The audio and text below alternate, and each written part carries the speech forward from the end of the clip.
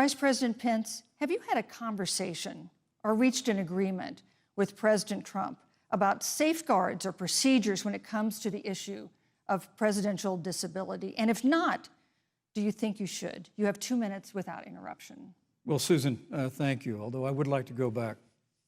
I think we need to move on to the issue Well, thank you, but I would like to go back because the reality is that we're going to have a vaccine, Senator, in record time, in unheard of time, in less than a year. We have 5 companies in phase 3 clinical trials, and we're right now producing tens of millions of doses. So the fact that you continue to undermine public confidence in a vaccine, if the vaccine emerges during the Trump administration, I think is unconscionable. And Senator, I just ask you, stop playing politics with people's lives. The reality is that we will have a vaccine, we believe, before the end of this year. And it will have the capacity to save countless American lives. And your continuous undermining of confidence in a vaccine is it's just unacceptable. And let me also say, you know, the reality is when you talk about failure in this administration, we actually do know what failure looks like in a pandemic. It was 2009.